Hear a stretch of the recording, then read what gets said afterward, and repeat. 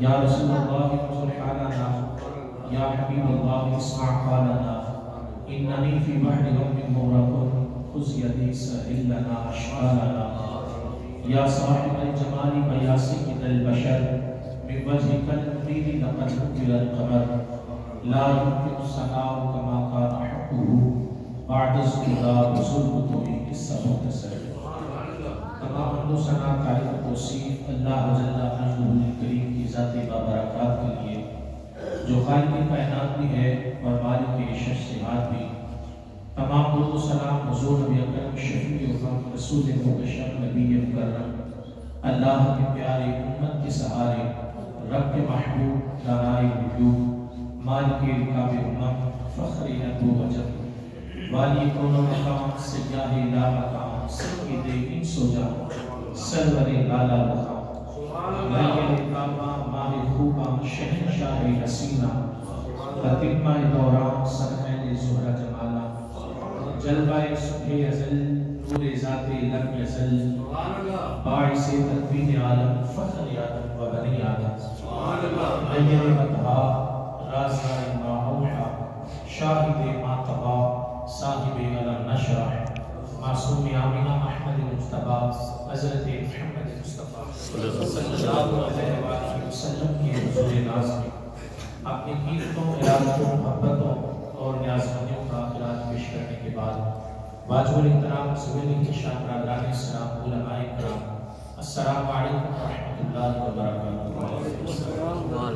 میں نے آپ کے سامنے قرآن مجید فرقان حمید میں سے ایک آیت مبارکہ تلاوت کی ہے، اسی کے ذکر و ذائل میں چند باتیں آپ کی گوش گزار کروں گا۔ اللہ تعالیٰ سے دعا ہے اللہ تعالیٰ میری زبان پر کلمۃ الحق جاری فرمائے۔ آمین۔ اللہ تعالیٰ نے قرآن مجید فرقان حمید میں ارشاد فرمایا قد افلح من تزکا، تحقیق وہ شخص کامیاب ہوا جس نے اپنا تزکیہ نفس کیا۔ ہم اپنا ظاہر بڑا سنوار کرتے ہیں، اپنا ظاہر بڑا ستھرا رکھنے کی کوشش کرتے ہیں، لیکن ہمارا باطن بڑا گندا ہوتا ہے۔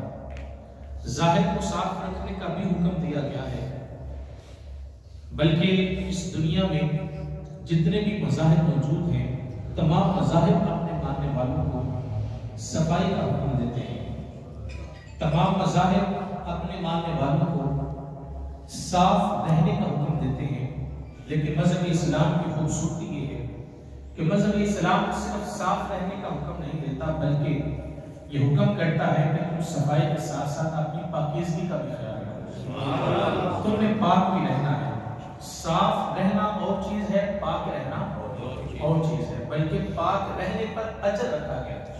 میرے حضور نے ارشاد فرمایا اگر کوئی شخص وضو کرتا ہے تو ہر وضو کے قطرے کے بدلے میں اللہ تبارک و تعالیٰ کے فرشتے اس شخص کے لیے دعائے مغفرت کرتے ہیں۔ ایک روایت میں میرے حضور نے ارشاد فرمایا کہ اگر کوئی شخص وضو کرے تو جب تک وہ باوضو رہے گا اللہ تبارک و تعالیٰ شیطان کے حملوں سے اس شخص کو محفوظ رکھے گا۔ اگر کسی شخص کو وسوسے آتے ہیں، شیطان کی طرف سے برے خیالات آتے ہیں، تو ایک نقصیر نسخہ ہے کہ وہ شخص وضو کیا کرے، وہ جب تک باوضو رہے گا اللہ تبارک و تعالیٰ شیطانی وسوسوں سے بھی محفوظ رکھے گا۔ اور اگر اس سے آگے بڑھے تو ترمذی شریف کی حدیث مبارکہ ہے حضور نبی احمد صلی اللہ علیہ وسلم جب معراج پر گئے تو واپس تشریف لائے تو حضرت بلال رضی اللہ تعالیٰ آپ کو طلب فرمایا اور طلب کر کے کیا کہا کہ بلال تم کون سا عمل کرتے ہو؟ میں نے تمہارے قدموں کی آہٹ کو جنت میں سنا ہے، چلتے زمین پر ہو قدموں کی آہٹ جنت تک جاتی ہے، عمل کون سا کرتے ہو؟ تو حضرت بلال رضی اللہ تعالیٰ ہاتھ جوڑ کر عرض کرتے ہیں بندہ نواز کوئی خاص عمل نہیں ہے، لیکن ایک عمل ایسا ہے مجھے لگتا ہے کہ شاید اس کی وجہ سے مجھے شان سے نوازا گیا۔ کہا وہ کون سا عمل ہے؟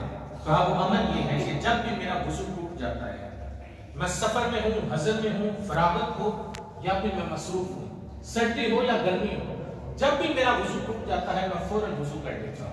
اور کہا کہ اس کے بعد پھر 2 نوافل تحیۃ الوضو کے ادا کرتا ہوں۔ کہا حضور مجھے لگتا ہے کہ میرے اس عمل کی وجہ سے اللہ تعالیٰ نے مجھے شان سے نواز دیا۔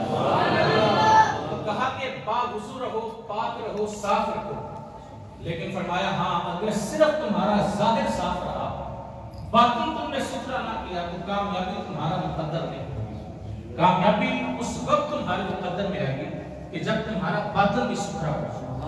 ہم ذرا اپنے باطن کے اندر جھانک کر کے دیکھیں. ہمارے باطن کے اندر نفرتیں ہیں، کدورتیں ہیں، حسد ہے، بغض ہے، کینہ ہے، کیا کچھ ہمارے باطن میں موجود نہیں ہے. جب تک ہم تمام ان چیزوں سے اپنے باطن کو ستھرا نہیں کریں گے ہم کامیاب نہیں ہوں گے. حضور تشریف فرماتے ہیں مسجد نبوی کا صحن تھا. آپ کے اصحاب آپ کے ارد گرد موجود تھے. میرے حضور نے ارشاد فرمایا ابھی جو شخص اس دروازے سے داخل ہوگا وہ جنتی ہے. آپ کے صحابہ کی نظر اس دروازے پر لگی. شوق تھا کہ ہم بھی جنتی شخص کی زیارت کریں گے. اب کیا ہوگا؟ حضرت عبداللہ بن عمر بن عاص رضی اللہ تعالیٰ عنہ آپ ارشاد فرماتے ہیں کہ ایک بزرگ داخل ہوئے جن کے چہرے سے تازہ وضو کے آثار نظر آپ داخل ہوئے. تمام لوگوں نے ان کی زیارت کی. آپ فرماتے ہیں دوسرا دن آیا وہی وقت تھا وہی مجلس تھی. حضور نے پھر وہی ارشاد فرمایا کہ جو شخص اس دروازے سے داخل ہوگا وہ جنتی ہے. تمام اصحاب نے دیکھا کہ کل والا شخص کل والی حیات میں داخل ہوا. تیسرے دن پھر یہی معاملہ ہوا تو حضرت عبداللہ فرماتے ہیں مجھ سے رہا نہ گیا. مجھے شوق تھا کہ میں وہ عمل دیکھوں کہ جس عمل کی وجہ سے حضور نے کو جنتی قرار دیا ہے.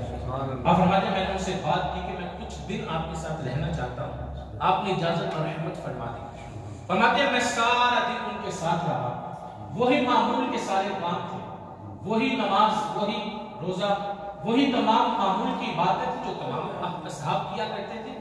کوئی اضافی عمل مجھے نظر نہ آیا. اب فرماتے ہیں رات کے وقت اب میں ایسے زاویے میں لیٹ گیا کہ دکھنے والے کو ایسا دکھے کہ میں سو رہا ہوں لیکن میں جاگ رہا تھا. اس طاق میں تھا کہ شاید رات کو اٹھیں گے کوئی عمل کریں گے. آپ فرماتے ہیں ساری رات میں جاگتا رہا اور وہ سوئے رہے. فرماتے ہیں سحری کا وقت ہوا اٹھے نماز پڑھی اسی طرح جس طرح تمام اصحاب کرتے تھے. 3 دن اور 3 راتیں مسلسل ان کے ساتھ رہے لیکن وہ عمل نظر نہ آیا. وہ فرماتے ہیں میں نے ان سے بات کی حضرت میں تو آپ کے ساتھ اس وجہ سے تھا کہ وہ عمل دیکھو جس کی وجہ سے حضور نے آپ کو جنتی قرار دیا لیکن وہ عمل مجھے نظر نہیں آیا. تو آپ نے ارشاد فرمایا عبداللہ اگر تو ساری زندگی میں میرے ساتھ رہتا تو عمل دیکھ نہ پاتا. یہاں پر رک کر عرض کرنا چاہوں گا آج ہماری حالت کیا ہے. ہم اگر کسی غریب شخص کو کچھ دینا چاہیں، اگر کسی بیوہ کو ہم 10 کلو کا ایک آٹے کا توڑا دینا چاہیں، ہم اگر کسی کو بھی مدد کرنا چاہیں، کوئی عبادت کرنا چاہیں، ہماری کوشش ہوتی ہے کہ current media, social media, print media, electronic media اس پر ہمارے پوسٹر لگے، ہماری تصویریں ہیں، ہماری ویڈیو وائرل ہونا چاہیے، پتہ چلنا چاہیے کہ ہم کوئی نیک عمل کر رہے ہیں. صاحب دین کا یہ مزاج نہیں ہے. دین کیا کہتا ہے؟ دین کہتا ہے کہ ریاکاری اور دکھلاوا یہ عمل کو ایسے کہا جاتا ہے کہ جس طرح سوکھ کی لکڑی کو آگ کھا جاتی ہے، اس کے پلے کچھ نہیں بچتا. کہا کہ اے عبداللہ اگر تو ساری زندگی میرے ساتھ رہتا وہ عمل نہ دیکھ پاتا لیکن تو نے محنت کی ہے اس لیے میں تمہیں وہ عمل بتا دیتا ہوں. وہ عمل یہ ہے کہ میں جب رات کو سوتا ہوں تو سونے سے قبل اپنا دل تمام لوگوں سے صاف کر کے سوتا ہوں. سبحان اللہ. فرمایا میرے اس دھڑکنے والے دل کے اندر کسی بندہ مومن کا بغض موجود نہیں ہے. اس وجہ سے مجھے میرے حضور نے جنتی قرار دیا. سبحان اللہ. آج ہم دیکھیں کہ ہم کہاں کھڑے ہیں. اگر ہم پہلی صف میں نماز پڑھنے والے ہیں اور ساتھ کھڑے شخص کے بارے میں ہمارا دل صاف نہیں ہے تو پھر بتائیں کامیابی ہمارا مقدر کیسے بنے گا؟